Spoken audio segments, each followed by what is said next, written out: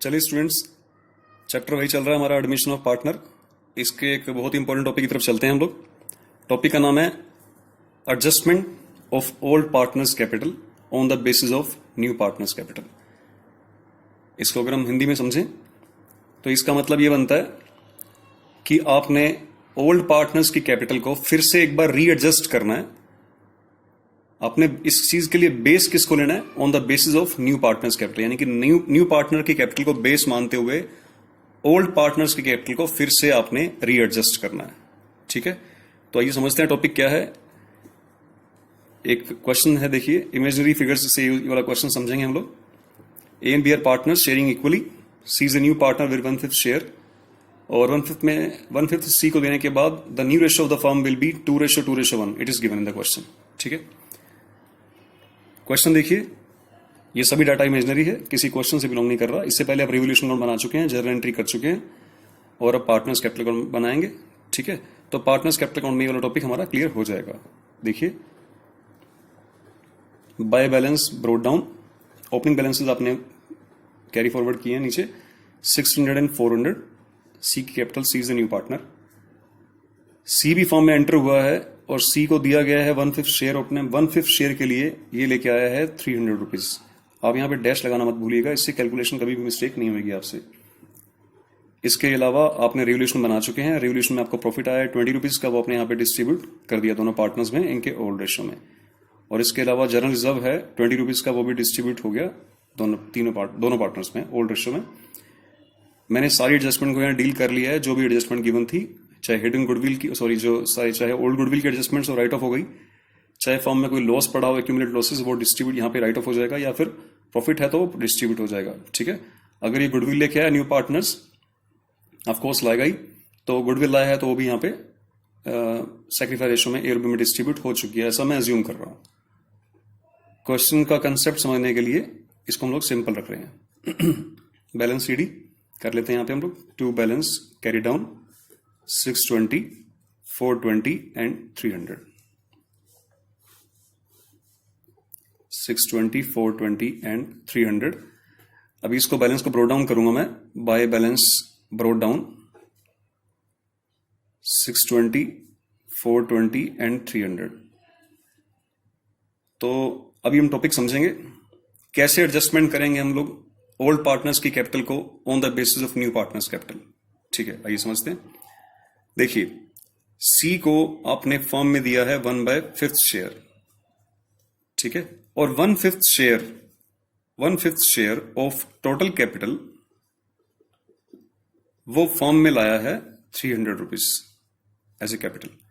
तो इस हिसाब से हम लोग we can easily find the total capital of the new form, that is 5/1 करेंगे, 1/5 इधर आके 5/1 हो जाएगा, that is 1500 rupees. It is the total capital of the new form.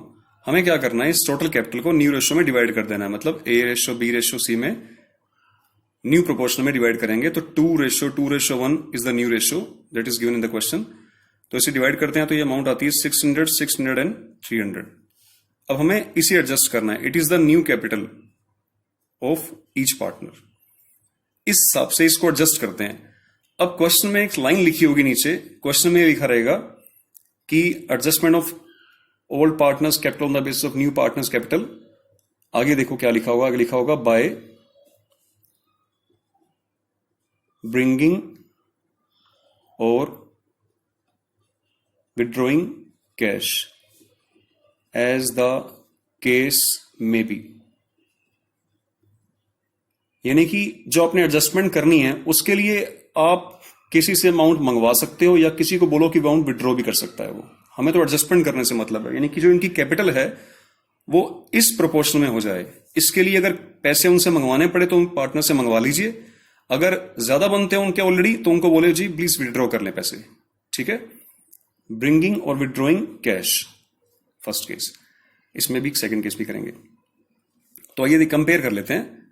ये रिक्वायर्ड कैपिटल है, it is the required capital of the new firm in the new firm. अब जो existing capital है फर्म में, ए की 620 है, बी की 420 है और सी की 300 है। एग्जिस्टिंग कैपिटल का मतलब the capital after all adjustment, this one. मैं इनका डिफरेंस ले रहा हूं। डिफरेंस ध्यान से देखिए आप, डिफरेंस लेने की जरूरत नहीं, आपको वैसे ही समझ आ जाएगा। ए को चाहिए तो रिक्वायर्ड कैपिटल मतलब जो फॉर्म में चाहिए, न्यू फॉर्म में रिक्वायर्ड तो है ए को 600, जबकि इसके एग्जिस्ट कर रहे हैं 620 रुपए, तो इसको 20 रुपए निकालने पड़ेंगे, है ना, ज्यादा है इसके 20 रुपए, तो इसको 20 रुपए विड्रॉ करने को बोलो। यहां लिखिए टू बैंक अकाउंट लिखेंगे और एक अकाउंट में, एक एक कॉलम में 20 रुपीज लिख देंगे। इससे क्या होगा कि 620 थे, 20 रुपए इसने निकाल लिए, और टू बैलेंस जब कैरी होगा यहां पे तो क्या रह जाएगा, 600 रुपए रह जाएगा। कैसे रह जाएगा, क्योंकि आप टोटल करेंगे 620 में से 20 जाएंगे तो 600 बच जाएंगे इसके। ठीक है, बी का केस देखिए, 600 रिक्वायर्ड है बी को, जबकि फिलहाल एग्जिस्ट कर रहे हैं इसके सिर्फ 420 रुपए, यानी कि इसको 600 पूरे करने के लिए 180 रुपए और लाने होंगे, तो लाने होंगे यानी कि कैपिटल बढ़ानी होगी अपनी। तो बाय बैंक अकाउंट इसे 180 रुपए मंगवाइए ताकि इसका टोटल हो जाए 600, और बैलेंस सीडी जब होगा तो इसका 600 रुपीज, 600 में से 0 गए, 600 आ जाएगा इसका। अब सी की तरफ चलते हैं। सी को रिक्वायर्ड है 300 रुपए और इसका एग्जिस्ट कितना कर रहा है, 300 रुपए, तो इसका तो डिफरेंस नील है। और ध्यान रखिएगा ये डिफरेंस हमेशा नील ही रहेगा, इसमें कोई चेंज अगर आ रहा है आपका तो इसका मतलब क्वेश्चन गलत कर रहे हो आप कहीं ना कहीं। क्यों ऐसा क्यों है, क्योंकि आपने इसी को तो बेस मान के चल रहे हो आप। क्वेश्चन ये था ना कि on the basis of new partners capital, तो इसी को बेस माना, तो इसमें कोई रिक्वायरमेंट, इसमें कोई चेंजेस नहीं आएगा। ठीक है, ये बात ध्यान रखिएगा, ना तो इसको कोई पैसे लाने पड़ेंगे और ना ही इसने कोई विड्रॉ करने हैं, तो इसका बैलेंस सीडी 300 ही रहेगा। ठीक है, जब ये वाला केस हो जाएगा आप कैलकुलेट कर लेंगे, तब आप जब रिवाइज्ड बैलेंस शीट बना रहे होंगे, रिवाइज्ड बैलेंस शीट बनाएंगे जब आप, उसमें जब बैंक अकाउंट लिखेंगे तो उसमें सावधानी रखिएगा, जो bank balance, opening balance given होगा which is in the given the opening balance sheet, उसके अंदर आप ऐड करना मत भूलिएगा 180 रुपए को जो कि बी लेके आया है, और लेस करना मत भूलिएगा 20 रुपए का जो कि ए विड्रॉ कर रहा है। ठीक है, ये बात ध्यान रखिएगा, तभी इसका क्लोजिंग बैलेंस आएगा। अब केस 2, ये केस 1 था कि ऐसी शर्त लिखी होगी एक कि इसकी जगह पे कंडीशन चेंज भी हो सकती है।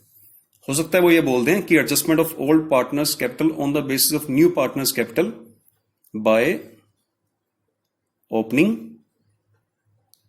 करंट अकाउंट, ऐसा भी बोल सकते हैं वो, that is by opening current account. Cash के बारे में बात नहीं कर रहा कि कैश विड्रॉ करो या कैश ब्रिंग मंगवाओ उनसे, ऐसी बात नहीं कर रहा, कहता बाय ओपनिंग करंट अकाउंट की एडजस्टमेंट कीजिए।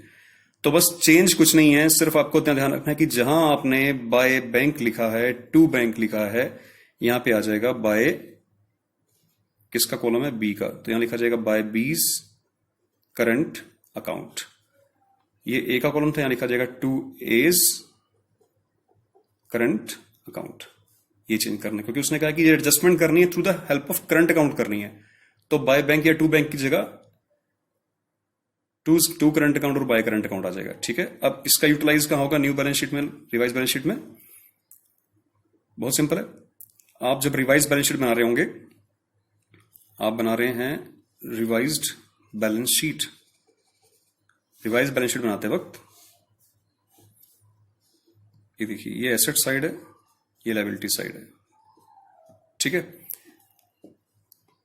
इस जो ये वाला करंट अकाउंट है, इसको as it is straightforward यहां ले आइए, इस करंट अकाउंट को as it is straightforward liability में शिफ्ट कर दीजिए। यहां लिखा जाएगा बीज करंट अकाउंट, अमाउंट आ जाएगी 180 कॉलम में। यहां लिखा जाएगा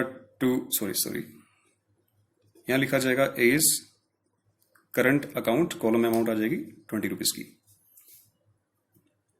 क्यों एसेट्स में गया और ये क्यों लायबिलिटी में गया, लॉजिक बिल्कुल क्लियर है।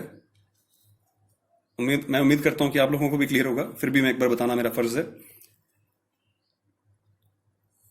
ये पैसे इससे मंगवाने थे ना अपन, 120 रुपए, 180 रुपए मंगवाने थे ना, शॉर्ट रह गए थे इसके, क्योंकि अगर ये लेके नहीं आया है लेकिन इसने लाने थे तो ये हमारी एसेट बनेगी, क्योंकि हमने इससे पैसे लेने हैं, कल को इसका हिसाब करेंगे तो ये वाले रुपए लेस कर देंगे हम लोग इससे। ठीक है, और ये रुपए इसने विड्रॉ करने थे, अगर बैंक से विड्रॉ कर देता तो बैंक बैलेंस कम हो जाता।